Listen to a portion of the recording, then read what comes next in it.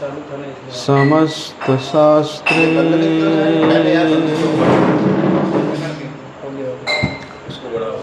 रुक्तस्तथा भाव्यत एव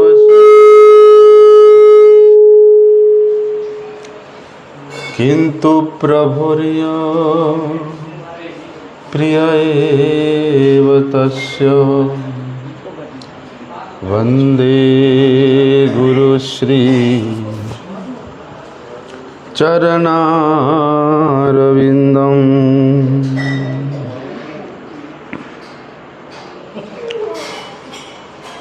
वाञ्छाकल्पतरुर्भ्यश्च कृपासिन्धुभ्येव च पतितानां पावनेभ्यो वैष्णवेभ्यो नमो नमः।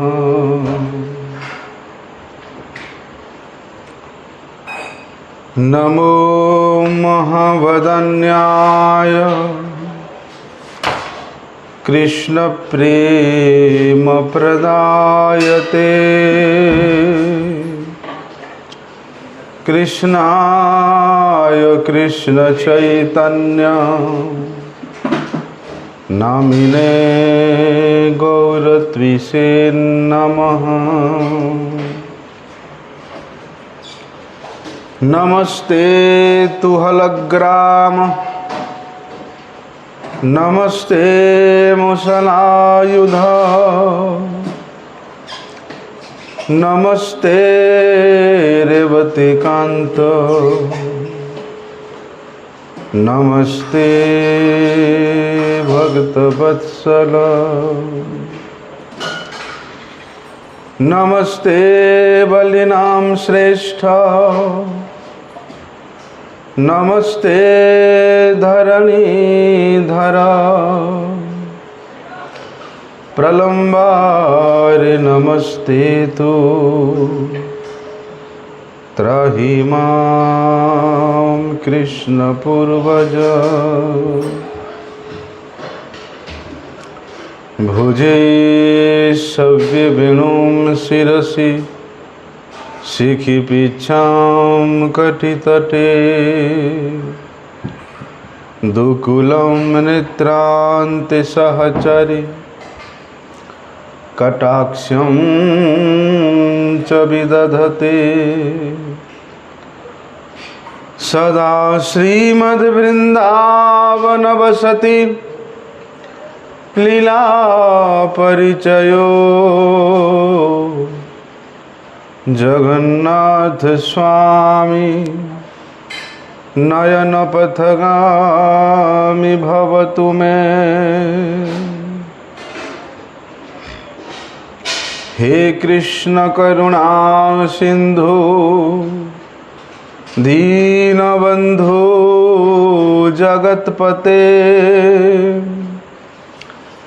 गोपेश गोपिकाकांत राधाकांत नमस्तुते। तप्त कांचन गौरांगी राधे वृंदावनेश्वरी वृषभानुसुते देवी प्रणमामि हरिप्रिये।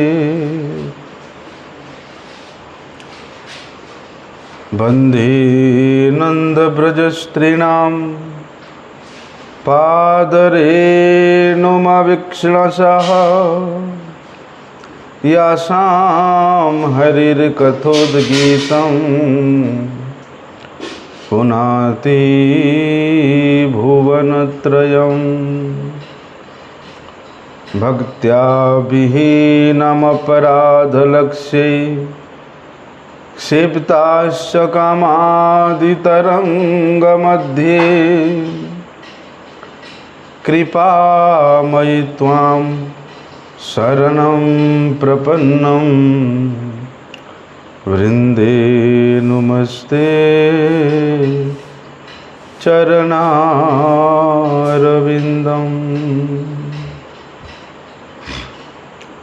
पतित पावन परम करुणामय परम आराध्यतम श्री गुरुपाद पद्म नित्य लीला प्रविष्टम विष्णुपाद परमहंस परिव्राजकाचार्य अष्टोत्तर शत श्री श्रीमत् शिल भक्ति वल्लभ तीर्थ गोस्वामी गुरु महाराज जी के श्री अभय चरणारविंद में साष्टांग दंडवत प्रणाम करते हुए उनकी हेतु की कृपा प्रार्थना करता हूँ। परम आराध्यतम शिक्षा गुरुपाद पद्म नित्य लीला प्रविष्टम विष्णुपाद परमहंस श्री श्रीमत् शिल भक्ति विज्ञान भारती गोस्वामी। कल हम लोगों ने श्रवण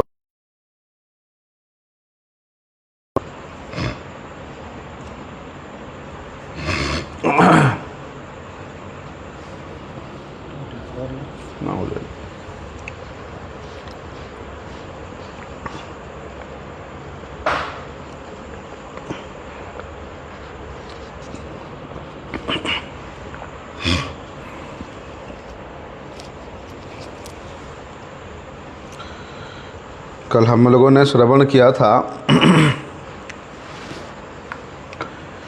कि भगवान का भजन करना ही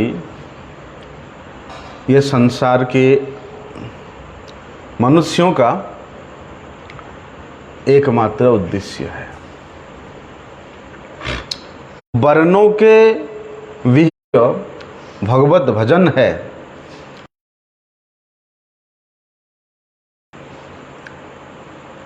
लेकिन उसके लिए क्या करना पड़ेगा?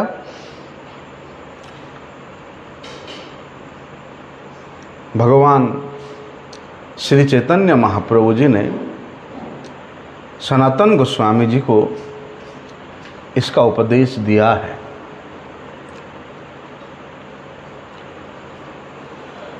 कि मुख बाहु उपादिभ्यः पुरुषस्य आश्रमे ही सह चत्वारो जगिरे वर्णे गुणैर्विप्रादयः पृथक् यः एषां पुरुषं साक्षात्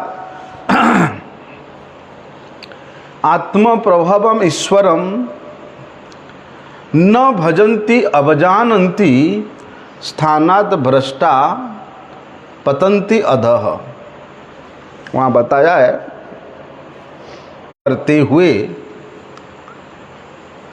भगवान के भजन तक पहुँचना है।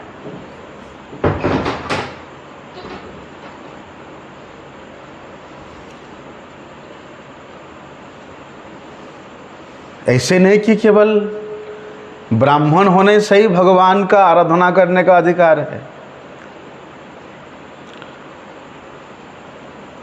प्रत्येक मनुष्य मात्र का अधिकार है भगवान का भजन करने में। लेकिन जहाँ तक ये वर्णाश्रम धर्म के विषय में वर्णन है, उसको यदि हम लोग सुष्ठु रूप से पालन ना करें तो उसके आगे वाले जो वेद विहित कर्म है उसमें अपने आप को हम नहीं लगा सकते हैं। यदि व्यक्ति वर्णाश्रम धर्म को बड़े निष्ठा से पालन कर रहा है लेकिन भगवान के भजन नहीं कर रहा है, भगवान के भजन में उसका रुचि नहीं हुई, तो उसका इतना सारा जीवन का वर्णाश्रम धर्म पालन करना बेकार है। वरम उससे वो च्युत हो जाता है, उससे वो पतित हो जाता है। देखो ना, हम लोग श्री चैतन्य चरितामृत में इस प्रसंग को सुनते बाह्य बताया था। एहो बाह्य, आगे कहो आज। इसका मतलब ये नहीं, महाप्रभु जी ने उस विधि को बाह्य बतला का मतलब ये नहीं कि उसको छोड़ देना, उसके सिद्धांत के रहित हो जाना। महाप्रभु जी का वहाँ एहो बाह्य या इसको छोड़ो आगे कहो, ये बोलने का मतलब है कि भैया ये शरीर के लिए, जब तक शरीर है तब तक मनुष्य को तो भैया कर्म करना ही पड़ेगा। एक मिनट भी बिना कर्म किए कोई मनुष्य नहीं रह सकता, चाहे वो स्थूल शरीर के लिए हो, चाहे वो सूक्ष्म शरीर के लिए हो, उसको कर्म करना ही पड़ेगा। जब तक शरीर है उसको ये वर्ण और आश्रम के धर्म की आवश्यकता है। लेकिन व्यक्ति सोचे कि भैया मैं तो अपने वर्ण का, ब्राह्मण है, अध्ययन अध्यापना, पठन पाठन, जजन जाजन, दान और प्रतिग्रह। ब्राह्मण व्यक्ति सोचता है कि मैं तो अपने वर्ण के जो धर्म है उसमें प्रतिष्ठित हूँ। नहीं, व्यक्ति कितने भी अपने धर्म वर्ण के धर्म प्रतिष्ठित क्यों ना हो, अपने आश्रम के धर्म प्रतिष्ठित क्यों ना हो, भले ही वे उसे संतुष्ट है, लेकिन यदि भगवान का भजन ना करे, विष्णुर आराध्यते पंथा, भगवान श्रीहरि के प्रसन्नता के निमित्त उनका आराधना ना करे, उनका भजन ना करे, तो उस व्यक्ति का अपने वर्ण का और अपने आश्रम का धर्म को पालन करना भी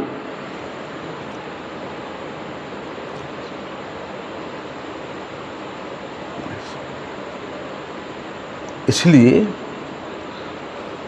ठीक है। लेकिन जो बद्ध जीव है उसके लिए तो भैया ये धर्म, वर्णाश्रम धर्म का विधि कुछ हद तक ठीक है, लेकिन जैसे ही वे उससे भगवान के सेवा में हमारा रुचि हो जाए, न उत्पादयेत यदि रतिम श्रम एव ही केवलम। अब भाई व्यक्ति को ज्ञान नहीं है कि धान के भूसी को कूटने से चावल नहीं मिलेगा, लेकिन उसको किसी ने बोल दिया अरे तुम धान के भूसी को कूटो तो उससे तुमको चावल मिलेगा। जिसने बोला वो भी मूर्ख है, और जो कर रहा है वो महामूर्ख है, बस कूटे जा रहा है, मिलेगा उसको कुछ, केवल परिश्रम ही मिलेगा।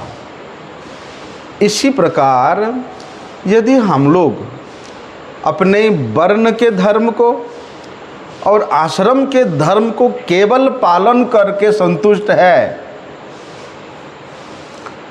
तो श्रीमद् भागवत कहती है कि वो श्रम एव ही केवलम। यदि वे परिश्रम आपको भगवान के कथा में रुचि उत्पादन नहीं करता है, तो भगवान के सेवा में निष्ठा उत्पन्न नहीं करता है, तो वे धर्म का पालन भी बेकार है। इसलिए जब तक ये शरीर है, अर्थात जब तक मनुष्य जीवित है, उसको ये धर्म को पालन करना पड़ेगा। किस प्रकार से? लेकिन भैया आप तो कह रहे हो पालन करना पड़ेगा, और श्रीमन महाप्रभु जी कह रहे हैं कि उसको त्याग करना पड़ेगा, हैं? वर्ण और आश्रम के धर्म को त्याग करने का उपदेश दे रहे महाप्रभु जी। यदि ऐसा होता तो श्रीमन महाप्रभु जी भी 24 वर्ष के वयस तक गृहस्थ आश्रम में रहे, और गृहस्थ आश्रम के जो धर्म है उसको पालन किया, गारहस्थ्य का जो धर्म है उसको पालन किया, सुष्ट रूप से पालन किया। उसके बाद श्रीमन महाप्रभु संन्यास आश्रम ग्रहण किए। संन्यास आश्रम में स्थित समय में बोलते संन्यास धर्म का जितना भी धर्म है उसको सुष्ट रूप से पालन किया। यदि श्रीमन महाप्रभु पालन नहीं किए होते और बोलते हैं इसको त्याग दो तो कुछ हद तक बात ठीक था, लेकिन श्रीमन महाप्रभु स्वयं पालन किए हैं। गृहस्थ धर्म के नियमों को, संन्यास धर्म के नियमों को भली भांति हैं।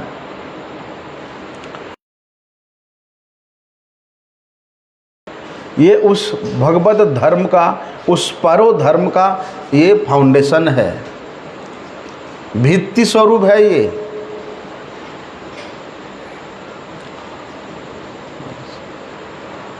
इसलिए यदि आप भागवत धर्म में प्रतिष्ठित होना चाहते हो, सनातन धर्म के परिपक्वता को यदि प्राप्त करना चाहते हो, तो भैया ये वर्णाश्रम धर्म को अनादर मत करो।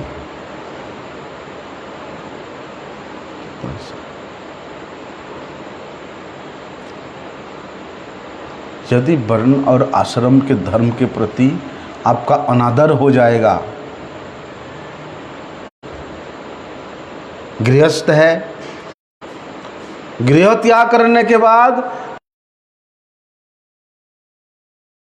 जितना भी विधि है उसको पालन करके आपको भगवान का भजन करना पड़ेगा। ब्रह्मचारी है, ब्रह्मचारी के लिए जितना भी नियम बताया गया उसको पालन करते हुए भगवान का भजन करना पड़ेगा। यदि आप ये विधि को छोड़ दोगे तो बची खुची विधियां भी संपूर्ण रूप से लुप्त हो जाएगा।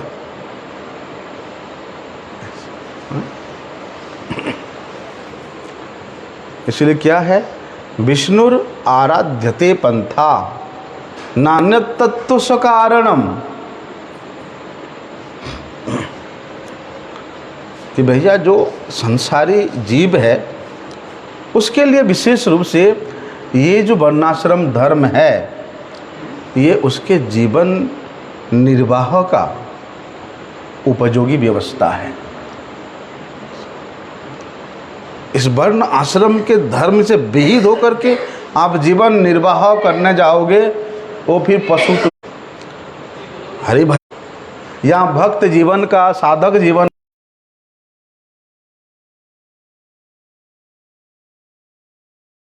जा सकता है। विशेष रूप से हम लोग सुनते हैं कि जो 4 वर्ण है, ब्राह्मण, क्षत्रिय, वैश्य, शूद्र, 4 भागों में विभक्त है वर्ण। और विशेष रूप से हमारे देश में, भारतवर्ष में ये वर्ण का विभाजन स्पष्ट रूप से है। विदेशों में जाओगे तो मिलेगा नहीं, वहाँ सब अंत्यज है, सब संकर है विदेश में।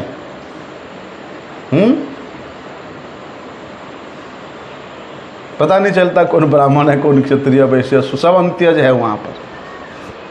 लेकिन हमारे देश में विशेष रूप से ये वर्ण विभाजन का दिखने को मिलता है। तो जिस वर्ण के व्यक्ति का जैसा स्वभाव होता है उसका वृत्ति भी वैसे ही होती है। उस वृत्ति के अनुसार वो अपने जीवन निर्वाह करता है, उस वृत्ति के अनुसार वो जीविका उपार्जन करता है। निर्वाह करते किस वर्ण के लिए क्या वृत्ति निरूपण हुआ है, किस आश्रम के व्यक्ति के लिए क्या वृत्ति निरूपण हुआ है, इसको हम लोगों को पालन करना पड़ेगा। और विशेष बात से जब व्यक्ति का वर्ण ही निर्धारित नहीं है तो उसका वृत्ति निर्धारित कैसे होगा?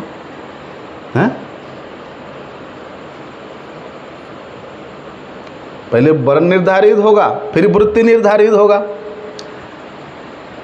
वर्ण का धर्म निर्धारित होगा, तब जाकर के वो जीविका उपार्जन करेगा। यदि हम किस वर्ण के हैं उसको ही नहीं जानते हैं, सोचते हैं कि हम तो भैया ब्राह्मण घर में जन्म हुआ तो हम ब्राह्मण है, क्षत्रिय घर में जन्म अक्षत्रिय है, हैं? नहीं, जन्म के अनुसार ये जो वर्ण विचार है ये ठीक नहीं है, ये युक्ति शास्त्र सम्मत नहीं है। जो शास्त्रीय पद्धति है उसको मानना पड़ेगा। श्रीमद् भगवद गीता में भगवान भी इस बात को कहते हैं कि भैया व्यक्ति के स्वभाव के अनुसार मैंने चातुर्वर्ण्य मया सृष्टम गुण कर्म विभागशः, बोलते व्यक्ति के स्वभाव के अनुसार वहाँ वर्ण का निर्धारित हुआ है, निश्चित हुआ है।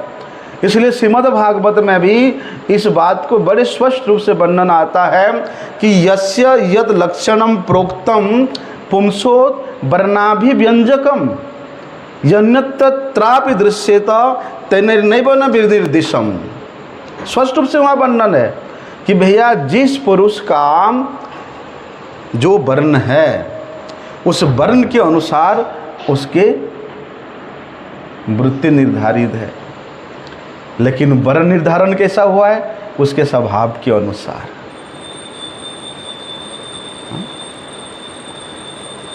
ब्राह्मण का स्वभाव कैसा है? क्षण गुण गुण दत्त दरबिंद नाभात पाद तदर्पिता मनो वचन हितार्थम प्राणम पुनाति सकुलम न तो भूरिमान। बताओ, प्रहलाद महाराज कहते हैं भले ही वे ब्राह्मण 12 गुण, लेकिन भगवान अरविंद के पाद पद्म से विहित है। तो ऐसे 12 गुण संपन्न ब्राह्मण से श्रेष्ठ वही स्वपच है। स्वपच मतलब वही शूद्र है जिसने मन से, वचन से, प्राण से भगवान श्री हरि के चरणों में समर्पित है। इसलिए जिस पुरुष के वर्ण को जिस लक्षण के द्वारा बतलाया गया है वही वर्ण, वही लक्षण यदि दूसरे व्यक्ति में मिल जाए तो वो श्रेष्ठ वर्ण वाला हो जाता है। यद अन्यत्रदपि दृश्यत, यदि वो स्वभाव, वो धर्म, वो कहीं से अन्यत्र मिलता है तो वही श्रेष्ठ है। इसको विचार करना चाहिए हम लोग। वैसे तो चाहे प्राप्त करना है वो एकदम प्रफुल्लित हो जाता है। यदि कोई सूखा पेड़ को जल मिल जाए तो वो कितना खिल जाता है? प्यासा है पे। इसी प्रकार हमारे आत्मा को आप कितने भी धर्म में चलाओ, कितने वर्णाश्रम वृत्ति में चलाओ, उतना प्रसन्न नहीं होता।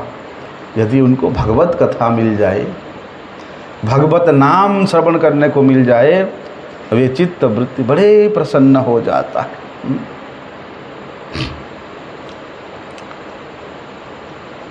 यदि हम लोग भगवान के भजन को ही प्रधानता देंगे, भगवत कथा को ही प्रधानता देंगे, तो धीरे धीरे हमारी इंद्रियों की वृत्ति निर्गुण अवस्था तक प्राप्त हो जाता है। तब जाकर के वहाँ पर वो व्यक्ति ब्राह्मण नाम से कथित होता है। तब ये ब्राह्मण है। ब्रह्म जानति इति ब्राह्मणः। जब तक निर्गुण अवस्था को प्राप्त नहीं होगे तब तक ब्रह्म की क्या स्थिति है, क्या स्वरूप है, आप नहीं जान सकते हो।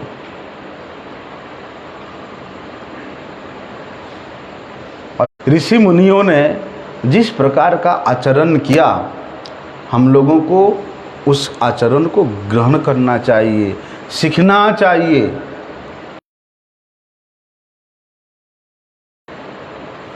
ऐसे सात्विक स्थान में जाना पड़ेगा, वैष्णवों के अनुगत्य में जाना पड़ेगा, गुरु वैष्णवों के चरणों का आश्रय ग्रहण करना पड़ेगा, तब जाकर के वो हम सीख पाएंगे।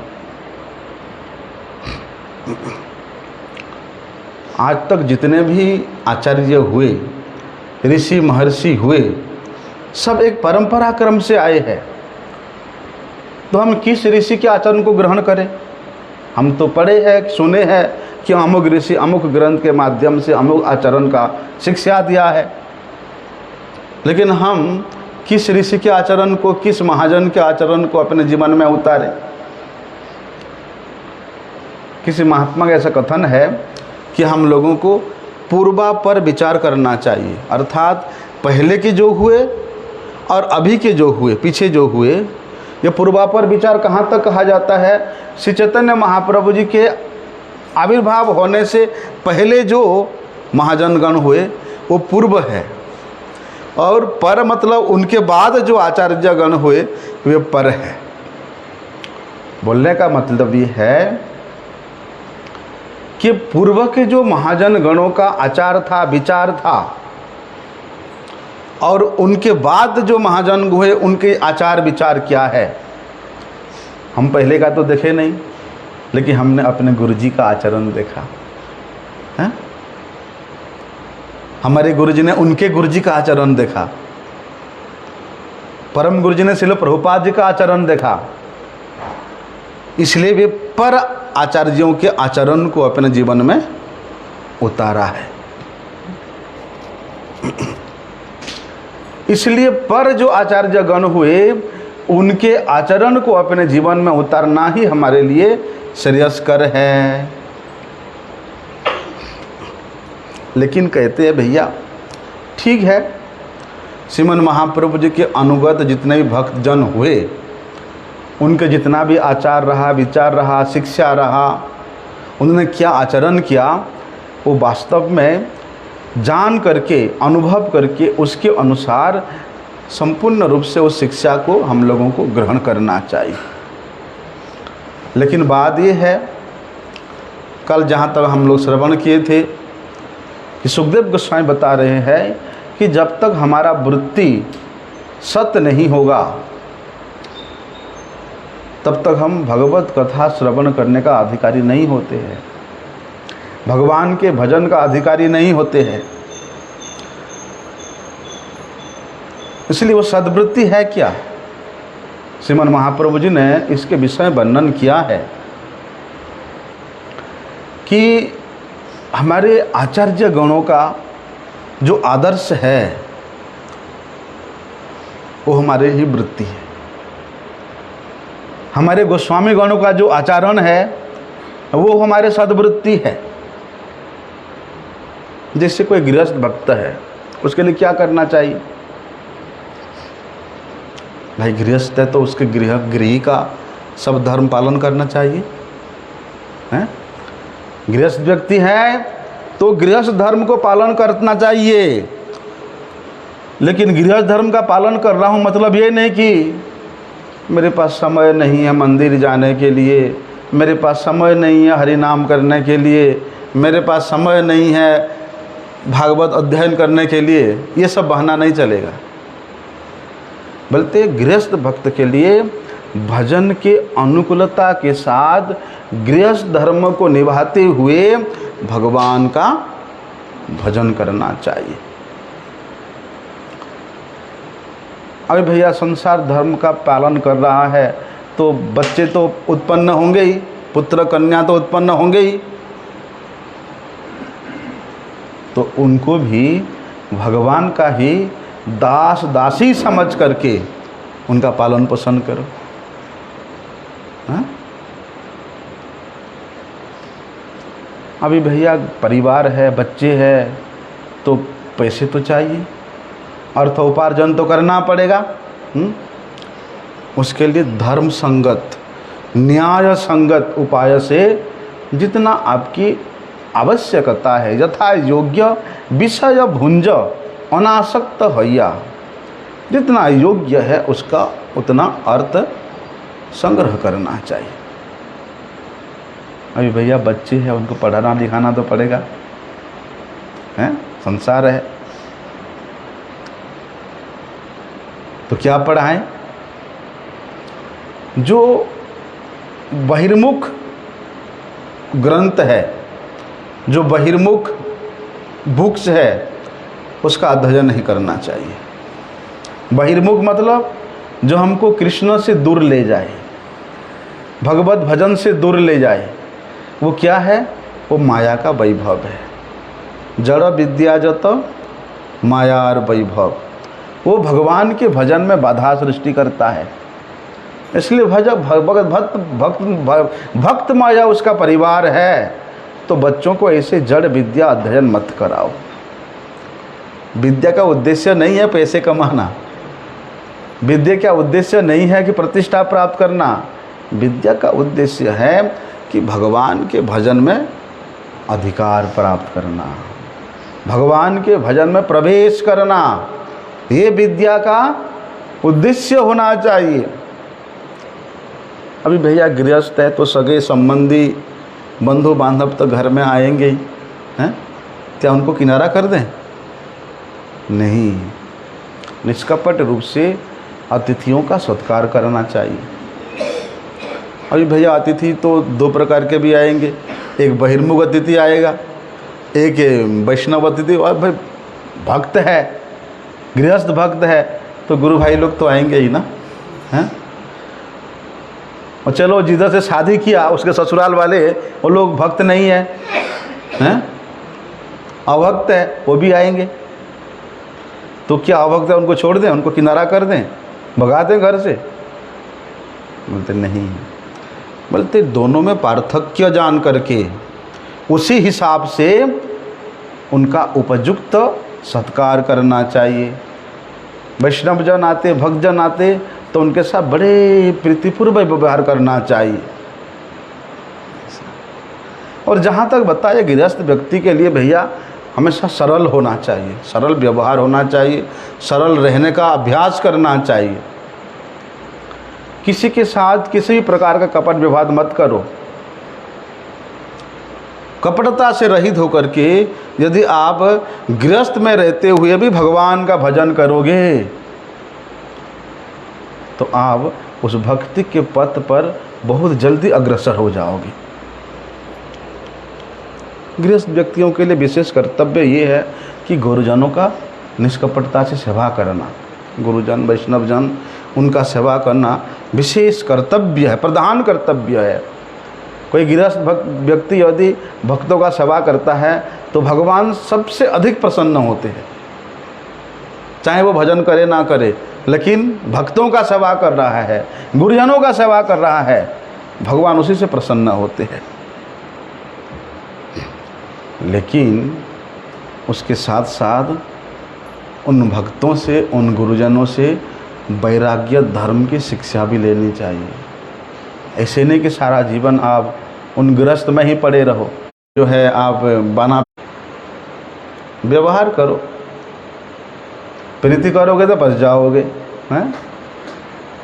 इसलिए अंतर में हमेशा भगवान के नाम के प्रति, भगवान के सेवा के प्रति निष्ठा रखना, और बाहर में एक दिखावटी के लिए जीवन धारण करो भैया, हैं। विषयों का भोग करो लेकिन अनासक्त हो करके। जब आप विषयों को भोग रहे हो, ठीक है, संसारी है, संसार में है, ग्रस्त है, तो विषयों का भोग कर रहे हैं, लेकिन उससे अनासक्त होकर के करना। और यदि अनासक्त होकर के विषयों का भोग करते हुए भक्ति का आचरण करता है तो धीरे धीरे भक्ति की जो स्रोत है उसके हृदय में प्रवाहित होने लगती है। फिर बाहर का जो आचरण है, बाहर का जो व्यवहार है, वो केवल एक दिखावटी मात्र होता है, उसमें उसका निष्ठा नहीं होता, उसमें उसका प्रीति नहीं होता, उसको अपना वो वृत्ति नहीं बनाता, उसको अपना वो स्वभाव नहीं बनाता। यदि इस प्रकार अभ्यास करे वो व्यक्ति तो बहुत जल्दी वे गृहस्थ व्यक्ति भी भगवान का कृपा प्राप्त कर सकता है। और एक विशेष गुण है कि भैया गृहस्थों को परोपकारी होना चाहिए। और सबसे बड़ा उपकार क्या है? तब कथामृतम तप्त जीवनम, बल्कि भगवान के कथा सुनाना, भगवान के नाम का उपदेश करना, लोगों को कृष्ण भक्ति में प्रवृत्त करना, ये सबसे बड़ा उपकार बताया, ये सर्वश्रेष्ठ उपकार बताया है। इसलिए गृहस्थ व्यक्ति स्वयं कृष्ण भजन तो करेंगे ही, बल्कि अपने अगल बगल वालों को, अड़ोस पड़ोस वालों को भी कृष्ण भजन में प्रवृत्त कराने के लिए प्रयास करना चाहिए। यदि आप स्वयं हमेशा कृष्ण नाम करोगे, तिलक लगाओगे, हैं, घर में पूजा करोगे, मंदिर में वैष्णव संग करोगे, तो आपके आचरण देख करके आपके बगल वाला भी धीरे धीरे उसमें प्रवृत्त हो जाएगा।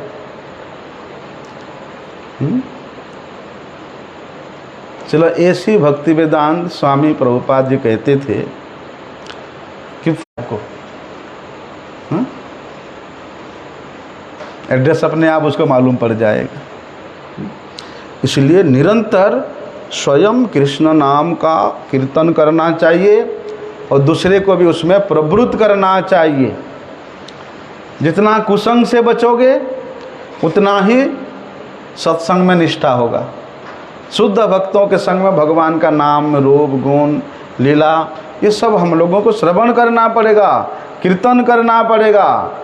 अभक्तों के संग के साथ कीर्तन करने से कोई लाभ होगा नहीं। अभक्त कौन है? बोलते हैं जो वर्ण और आश्रम धर्म से वर्जित होकर के, वेद विहित कर्मों से वर्जित होकर के पशु के मापी जी रहा है, अर्थात सब कुछ खा रहे हैं, मद्य, मांस, तंबाकू, बीड़ी, गुटखा, सब कुछ खा पी रहे हैं, अनाचार कर रहे हैं, व्यभिचार कर रहे हैं।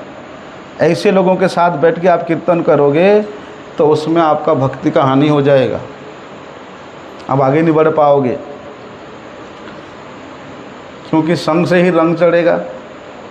यस्य यद संगति जस्यात्, हैं, जिस प्रकार संग कर रंग उस पर चढ़ेगा। इसलिए संसार बंधन उससे और दृढ़ हो जाता है, हैं? क्या करना चाहिए? भगवान के इच्छा पर निर्भर रहना चाहिए। ठीक है, भगवान ने जिस प्रकार व्यवस्था किया है उसी से ही संतुष्ट रहना चाहिए। विशेष सावधानी के साथ अवैष्णवों का संग मत करो, अनाचारी व्यक्ति का संग मत करो, व्यभिचारी व्यक्ति का संग मत करो। गृहस्थ व्यक्ति को तो महाराज कम से कम प्रत्येक दिन 1 लाख नाम करना चाहिए, 1 लाख नाम जप करना चाहिए। पहले महाराज ऐसा व्यवस्था था, जगत गुरु श्रील प्रभुपाद जी के जो अनुगत जन हुए, शिष्यगण हुए, उनका नियम तय था इसे कि जो गृहस्थ 1 लाख नाम नहीं करता उसके घर में वो लोग पानी भी नहीं पीते थे। हाँ, रहना तो दूर की बात है, 1 लाख नाम नहीं करेगा तो वैष्णवजन, गुरुजन जाकर के उसके घर में कुछ खाएंगे नहीं, पानी तक नहीं पिएंगे। इसलिए करना चाहिए। और वैष्णव जन भी ऐसे ही गृहस्थों के घर में प्रसाद पाना चाहिए। इसलिए क्या स्मार्थ है, हैं? कौन शुद्ध है, इसका विचार हम लोगों को जानना चाहिए, सीखना चाहिए, हैं? एक स्मार्त ब्राह्मण आया, एक शुद्ध वैष्णव आया, दोनों को हम एक मापिक व्यवहार करें तो वहाँ अपराध हो जाएगा। इसलिए बहुत सारे महात्माओं को अपने घर में मत बुलाओ, निमंत्रण मत दो। और सन्यासी को निमंत्रण दे दिया, बाय चांस किसी का सम्मान नहीं कर पाया, किसी का थोड़ा सा आदर नहीं हो पाया, तो दुखी हो जाएगा, वो अनादर होने से अपराध हो जाएगा। इसलिए अतिथि, बिना तिथि निर्धारण किए कोई वैष्णव आ जाए तो उनका बड़े प्रीतिपूर्वक सेवा करो, हैं? और श्रीमन महाप्रभु जी ने भी गृहस्थ धर्मों को विशेष रूप से वर्णन किया है कि प्रभु कहे कृष्ण सेवा, वैष्णव सेवन निरंतर कर, श्री कृष्ण नाम संकीर्तन।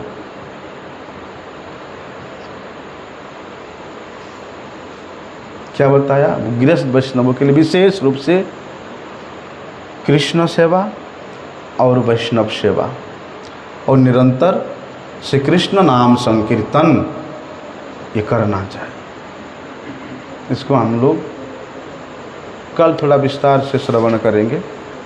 वांछा कल्पतरुभ्यश्च कृपा सिंधुभ्येव च पतितानं पावनेभ्यो वैष्णवेभ्यो